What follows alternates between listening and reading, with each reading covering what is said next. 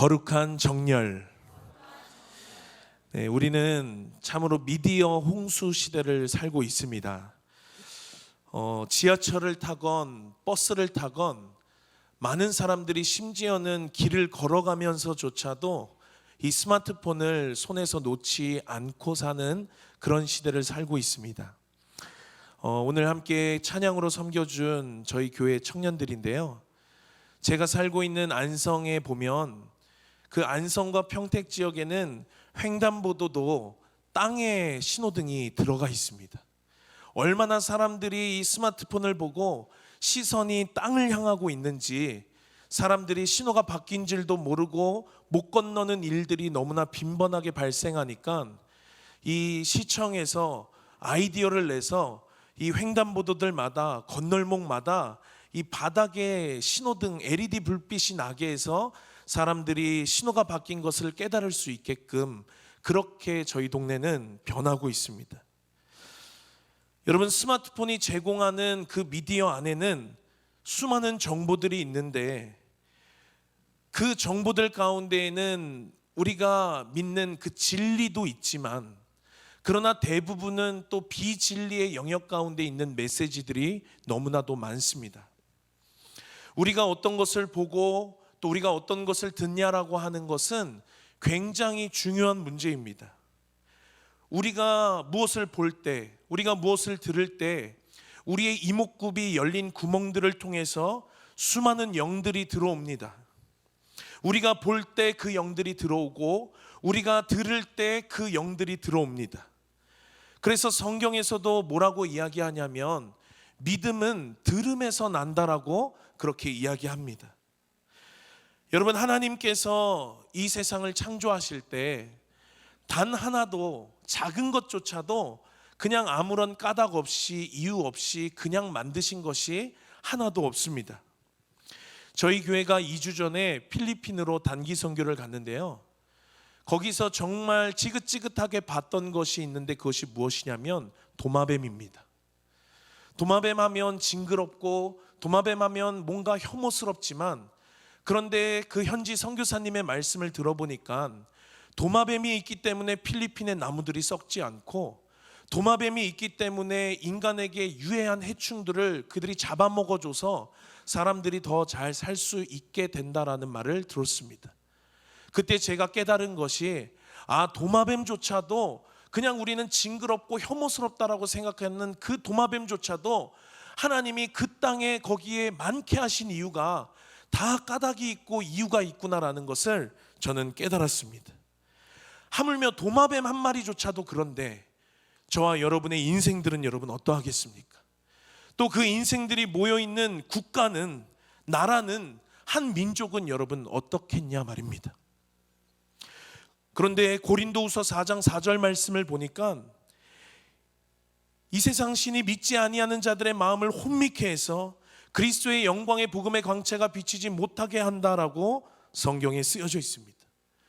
그러니까 우리는 창조주이신 그분께 나아가서 우리의 인생을 왜 창조하셨는지, 이 나라를, 이 민족을 왜 창조하셨는지 하나님 앞에 발견해야 될 줄로 믿습니다.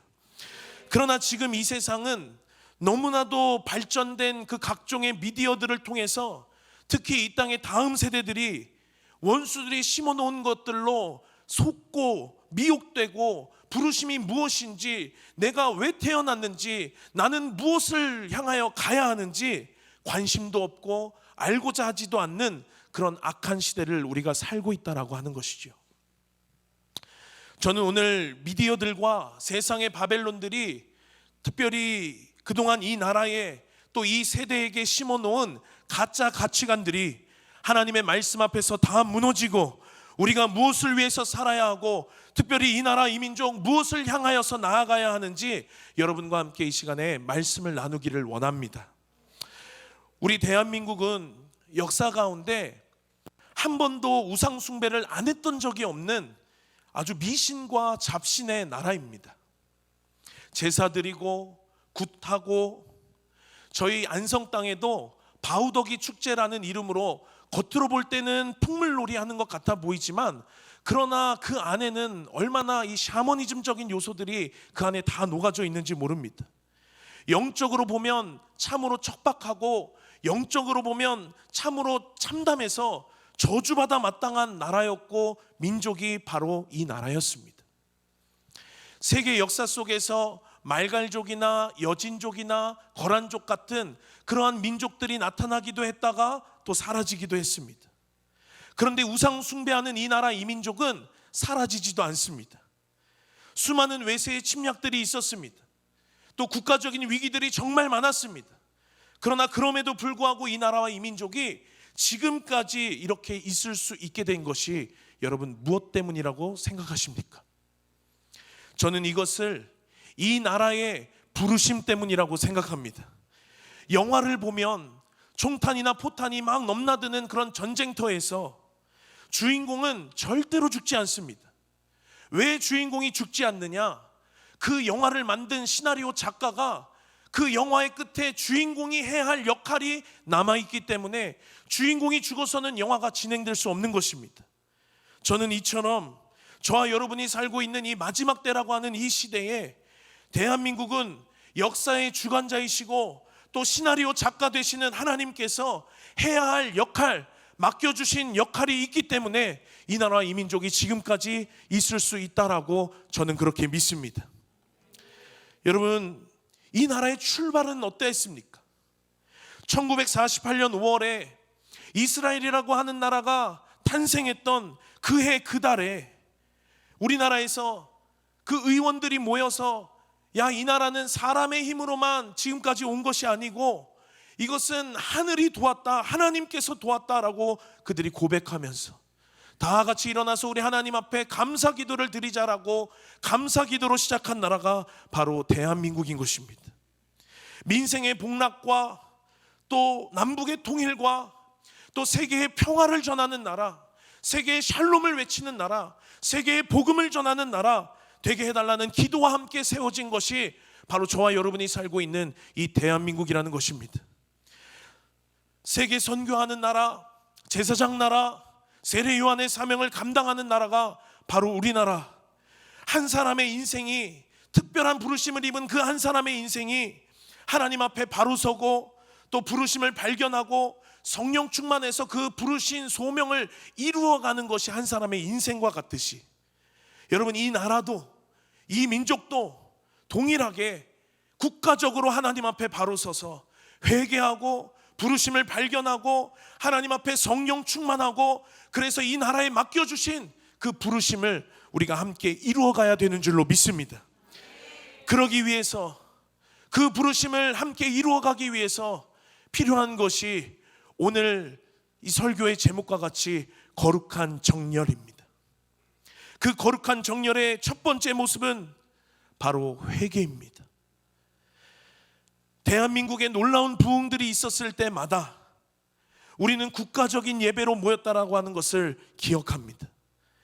하나님의 이름으로 민족의 교회들이 모이고 하나님의 이름으로 전국의 성도들이 모여서 그들이 결국 하고자 했던 것이 무엇이었냐면 성경 속에서 이스라엘이 모였던 것처럼, 미스바 광장에서 모였던 것처럼 바로 죄된 삶에서 떠나 부르심을 망각하고 정체성을 망각하고 왜 사는지 모르고 살았던 그간의 삶에서 떠나 그저 나를 위해서 이 땅에서 잘 먹고 잘 살고 이 땅에서 출세하는 것만을 바라보며 살았던, 나를 위해 살았던 삶에서 떠나 생존의 삶에서 떠나 하나님 앞에 바로 서기 위해서 모였습니다.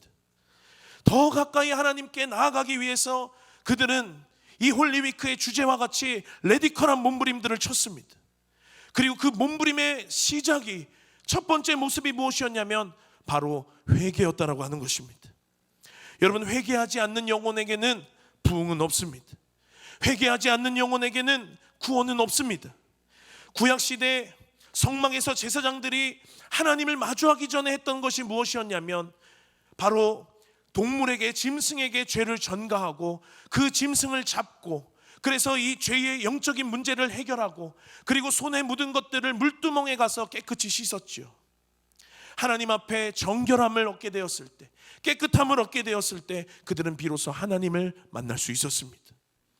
교단마다 교파마다 강조하는 것이 다 다르고 또 어떤 난해한 구절을 놓고 해석하는 것이 다 다릅니다.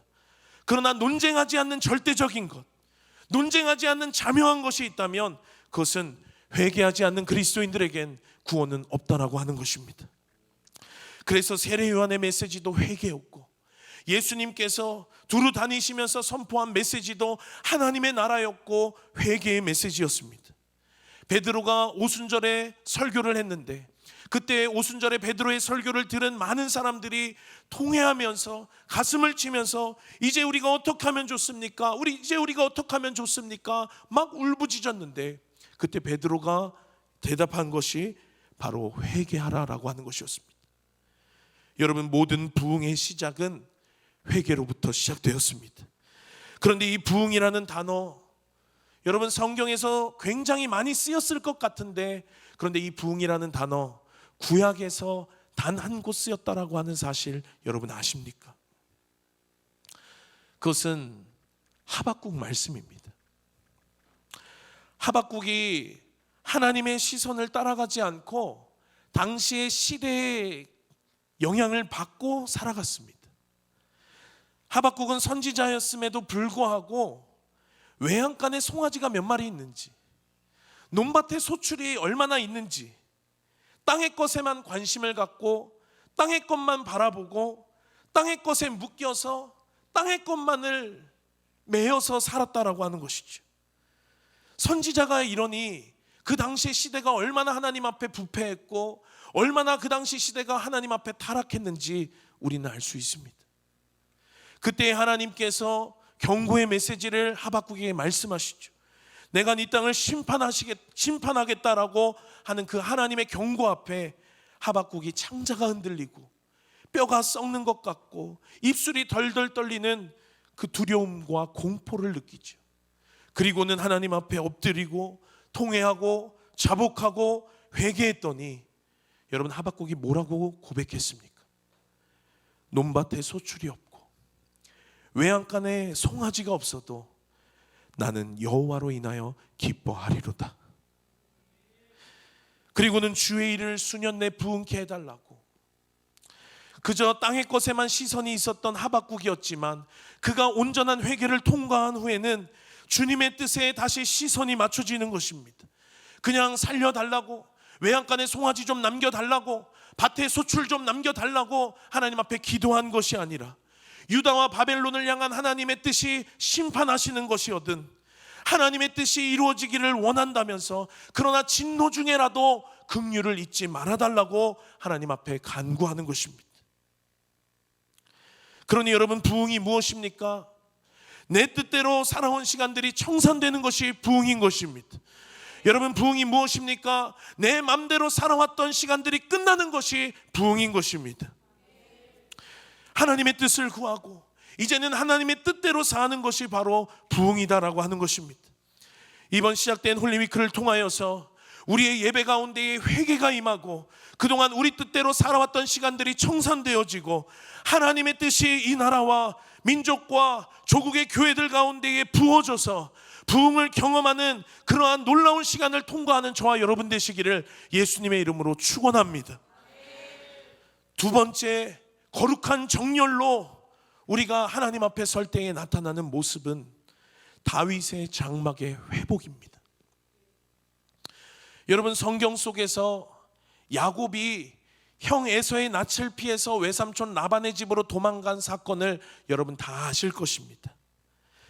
그 라반의 집으로 가는 여정 속에서 돌을 베개 삼고 누워서 그가 베델을 경험하죠. 그리고 야곱이 다시 돌아오기까지 여러분 얼마나 그 시간이 걸렸냐면 20년의 시간이 걸렸습니다. 그 20년이라는 시간 너무나 고달프고 너무나 힘들었다는 거 여러분 다 아시죠? 라헬을 아내로 얻고 싶었지만 그러나 7년을 봉사하고 레아를 얻었고 또 7년을 봉사해야지 원했던 라헬을 아내로 얻을 수 있었습니다.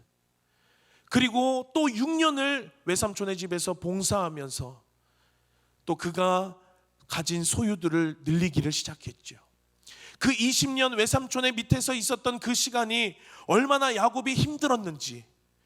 그런데 그 20년 딱 끝나고 돌아오는 그날에도 야곱은 너무나 힘들었습니다.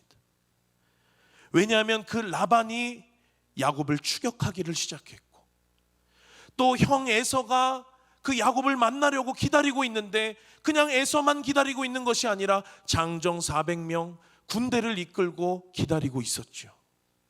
야곱의 마음이 여러분 얼마나 힘들었겠습니까? 그런데 그뿐만이 아닙니다. 그가 세겜이라는 땅에 있었을 때 하나밖에 없는 딸, 외동딸 디나가 세겜에서 몹쓸 짓을 당하지요. 그러니 이러한 어려움 앞에서, 이러한 위기 앞에서 야곱이 그 모든 시간을 통과하고 그 모든 시간을 돌파하고 이길 수 있었던 것은 그에게 다시 한번 베델이 회복되어졌기 때문입니다. 창세기 35장 1절에 보니까 그렇게 힘든 시간을 통과하고 있는 야곱에게 하나님이 나타나서 말씀하십니다.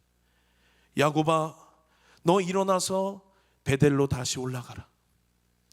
거기 거하면서 네가 20년 전에 외삼촌 라반의 집으로 도망가던 그때에 거기서 만났던 그 하나님께, 그 20년 전에 너가 경험했던 그 하나님께 다시 너는 거기서 단을 쌓으라. 야곱에게 그 베델이 회복되어졌을 때 그의 삶 가운데 놀라운 능력들이 나타나길 시작했습니다. 그간 힘든 시간들 속에서 또 외삼촌 밑에서 살면서 안일하게 생각했던 것들, 세상의 것들과 섞이고 세상의 것들과 혼합되어져 가고 종교적으로 변해가고 그를 더럽힌 것들, 특별히 성경에 보니까 세겜의 장신구들이 야곱에게 있었죠. 하나님 앞에 그가 예배를 회복할 때 성령께서 그것을 조명하게 하시고 나와는 어울리지 않는 그것들, 세겜의 장신구들을 다 빼서 상수리 나무 아래 묻고 그가 다시 한번 하나님 앞에 단을 회복합니다. 베델이 회복되어졌을 때 야곱의 정체성이 회복되어졌고, 베델이 회복되어졌을 때 야곱의 부르심이 회복되어졌고, 베델이 회복되어졌을 때, 예배가 회복되어졌을 때 하나님의 약속이 성취되기 시작하는 것입니다. 예배가 회복될 때 모든 것이 다 회복되어지기를 시작하는 것입니다. 여러분, 출애굽 사건도 보십시오. 430년 종살이 했던 그들이었습니다. 하나님이 모세를 통해서 Let my people go, 내 백성을 보내라 말씀하셨고, 모세가 바로에게 가서 말했고, 하나님은 10가지 재앙을 통해서 그들을 결국 구출해 내셨습니다. 특별히 그 10가지 재앙을 통하여서 유월절 절기로 하나님은 영원히 그들이 기념하게 하셨습니다. 노예 신분이었던 그들이 그냥 빈털터리 거지였지만, 그러나 그 애굽을 나올 때에는 애굽의 가축들과 은금 패물들을 그들의 손에 쥐고 나왔습니다. 초자연적인 역사로 홍해바다를 건너게 하셨고요. 그리고 그들과 하나님이 피 언약을 세우셨고요. 시내산에서 두 돌판의 말씀을 주셨고요. 그리고 법궤가 만들어졌고, 하나님을 섬기는 정체성이 그들 가운데 회복되어졌고, 그들이 온전하게 서게 됐을 때, 노예 신분이었을 때 손에 아무것도 없었던 빈털터리 거지였지만 하나님이 출애굽하게 하셨고, 그냥 출애굽하게 하셨느냐, 가축들과 은금 패물들을 가지고 나오게 하셨고, 그것들을 가지고 그들이 잘 먹고 잘 살게 하셨느냐, 그것이 아니라 그들로 하여금 깨닫게 하셨죠. 내 손에 있는 이것들이 내 인생을, 내 민족을, 내 나라를 먹여주고 살리는 것이 아니라 지키시는 분, 먹이시는 분, 돌보시는 분, 살리시는 분이 누구냐? 오직 하나님 한 분이구나. 그들이 깨닫고 하나님 주시는 감동에 따라 그들의 손에 있는 그것들을 다 하나님 앞에 내어놓았습니다. 절대적인 헌신이 그들 가운데 있었습니다. 그러자 여러분, 하나님의 영이 충만했던 유다 지파의 브살렐과 단 지파의 오홀리압이 그것들을 가지고 성막을 만들었습니다. 성막에 하나님의 임재가 충만했습니다. 성막에 하나님을 경외함이 충만했습니다. 그리고 그들의 정체성이 회복되자, 하나님을 섬기는 자들로 그들이 정렬되자, 하나님은 그들의 앞날에 광야의 어려운 시간도 물론 남아있지만 그 어려운 시간을 통과하게 하셨습니다. 크고 작은 전쟁이 그들 가운데 여전히 남아있지만, 그러나 그 크고 작은 전쟁 가운데에 승리케 하셨습니다. 이방의 왕들, 아모리 왕 시온, 바산 왕 옥을 물리칠 수 있는 그 힘도, 그 능력도 어디서 나왔느냐? 그들의 정체성, 하나님을 섬기는 예배가 회복된 그들의 회복에서 시작되었다라고 하는 것입니다. 영적인 그들의 포지션이 회복되어질 때, 예배가 회복되어졌을 때, 가나안이라고 하는 젖과 꿀이 흐르는 그 놀라운 약속의 땅으로 하나님은 그들을 인도하셨던 것입니다. 여러분, 성경 속에서 한 가지 이야기를 우리가 더 살펴보기를 원합니다. 그것은 바벨론 포로기 때의 일입니다. 이스라엘이 북이스라엘과 남유다로 나뉘어졌었죠. 그들의 죄악으로 인해서 나라가 사라졌고 온 예루살렘, 온 집 성벽이 다 파괴되어졌습니다. 그 불타는 비참한 심판 앞에서 그들이 바벨론의 포로로 끌려가는 참담한 역사를 그들이 경험하죠.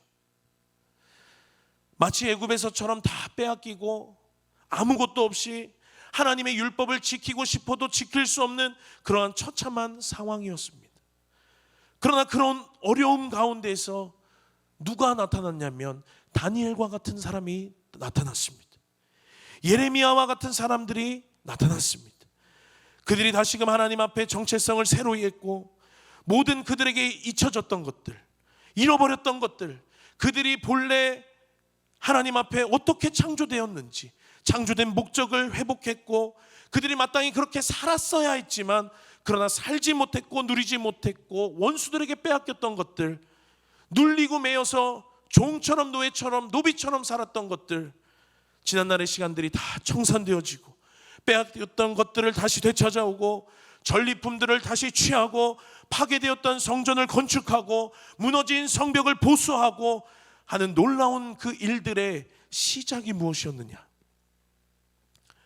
여러분, 그것은 고레스를 통해서 조서를 내리고 수르바벨을 통해서 예루살렘의 그 성전 창고의 문이 열리고 먼지 쌓여 있었던 금그릇들, 먼지 쌓여 있었던 은그릇들, 먼지 쌓여 있었던 하나님을 예배했던 찬송했던 악기들, 그것들이 닦아지고 꺼내지고 다시금 회복되어지면서 레바논으로부터 벌목된 목재들을 이스라엘 땅으로 가져와서 무너진 성전을 건축하고, 그랬더니 여러분 어떻게 되었느냐? 그들이 3번에 걸쳐서 포로들이 귀환하는 놀라운 회복의 역사를 그들이 경험했다라고 하는 것입니다.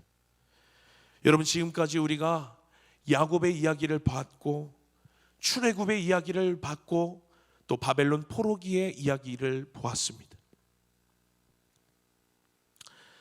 모든 회복의 시작이 무엇이었냐면 그들에게 무너진 예배가 회복되었을 때, 다윗이 여러분 하나님의 마음에 합한 자라고 하지요. 그가 이스라엘의 왕이 되고 가장 신경 써서 그가 했던 국가 사업 중에 하나는 잃어버렸던 언약궤를 다시 되찾아오는 것이었습니다. 오베데돔의 집에서 다시금 그것을 되찾아오는 것, 그것을 다윗은 가장 국가 사업 가운데 우선순위에 두고 가장 마음을 썼던 일이었습니다. 여러분, 언약궤가 오베데돔 집에서 예루살렘 성으로 다시 들어올 때 그 거리가 얼마나 됐었는지 여러분 아십니까? 10km에서 20km 정도 됐다라고 이야기합니다. 가장 짧은 10km라고만 우리가 한번 생각을 해보겠습니다. 그 언약궤가 어떻게 회복되어졌느냐? 어떻게 예루살렘 성까지 이동되어졌느냐? 사무엘 말씀을 보니까요, 언약궤가 행진할 때 6걸음을 이동하고 하나님 앞에 레위인들이 소와 송아지를 잡아 하나님 앞에 제사하고, 그리고 또 6걸음을 걷고 하나님 앞에 소와 송아지를 잡아 제사하고, 여러분 이렇게 행진했다라고 합니다. 그러니 여러분 얼마나 많은 대가가 거기 가운데 지불되어졌어야 했습니까? 얼마나 많은 시간이 그곳 가운데에 지불되어졌어야 했습니까? 너무나 어려운 방식이었고 이것에 대한 가치가 그 안에 부어지지 않았더라면 그는 그 사업을 성공적으로 할 수 없었을 것입니다. 그러나 여러분, 다윗은 하나님의 임재, 하나님의 영광을 가지고 오기까지 그 엄청난 수고와 대가를 기쁜 마음으로 지불했습니다. 수개월의 시간이 지나고 지금이야 도로도 너무 잘 닦여 있고 교통 방편도 너무나 많아서 10km 이동하는 것쯤이야 그냥 우린 아무 일도 아니지만, 그러나 그 당시에 이 방법으로 10km를 이동했다라고 하면 여러분, 참 많은 시간이 걸렸었겠죠. 수개월의 시간이 지나고 결국 많은 대가들이 지불된 끝에 그 하나님의 언약궤가 예루살렘 성문을 통과하는 그 순간, 여러분 상상해 보셨습니까? 다윗의 마음이 얼마나 기뻤을지, 다윗의 마음이 얼마나 벅찼을지, 다윗의 마음이 얼마나 설렜을지. 다윗은 그 언약궤를 가지고 시온산에 기둥을 세우고 임시 초소를 만들어서 그것을 다윗의 장막으로 삼았습니다. 레위인들을 모집했고 레위인들을 선발해서 찬양팀과 연주하는 자들을 조직했습니다. 그래서 그곳 가운데에서 24시간 365일 끊임없이 하나님을 향한 예배가 계속되어지게 했습니다. 그런 다윗이 예배하는 다윗의 장막, 성경에는 모세의 장막도 등장하고 다윗의 장막도 등장하고 솔로몬의 성전도 등장합니다. 이 세 곳에 모두 하나님의 언약궤가 있었고 이 세 곳 모두 하나님의 임재가 있었습니다.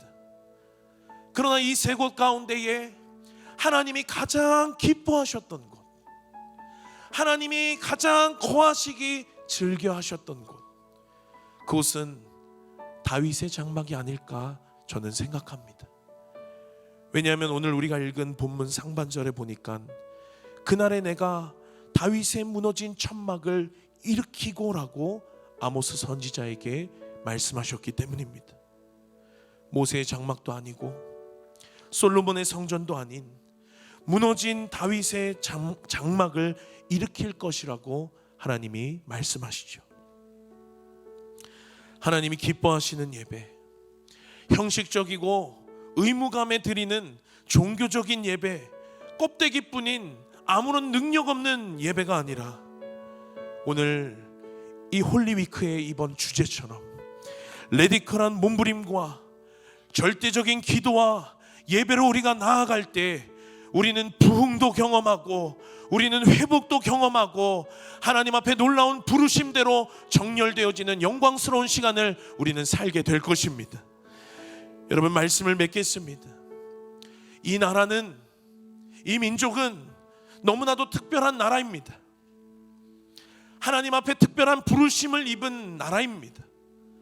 그러나 한 사람의 인생도 하나님 앞에 날마다 서는 그 레디컬한 거룩한 몸부림이 필요하고, 한 사람의 인생도 그 인생의 시간 가운데 수많은 영적인 전쟁들, 그 인생의 시간 가운데 수많은 믿음의 선한 싸움들이 필요하고, 성령 충만하기를 위해서 몸부림치는 그 몸부림이 필요하고, 그래서 그 부르심의 소명을 이루어가는 그러한 인생들이 되어져야 하는 것처럼 이 나라도 하나님 앞에 서는 국가적인 재단과 거룩한 몸부림이 필요하고, 이 나라도 크고 작은 영적인 전쟁들, 믿음의 선한 싸움들이 각 영역 가운데에서 필요하고, 이 민족도 성령 충만해서 하나님께서 이 민족을 만드시고 부르시고 지금까지 지켜주신 그 부르심대로 이 나라가 나아가야 한다는 것을 말씀드렸습니다.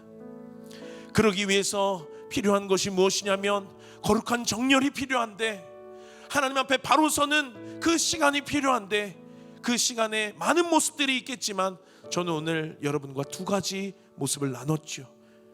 첫 번째, 우리에게 회개가 필요하고, 두 번째, 우리에게 예배의 회복, 다윗의 장막의 회복이 필요하다. 저는 하나님의 때가 가까웠다라고 믿습니다. 하나님 안에서 여러분, 우연은 아무것도 없는 것입니다.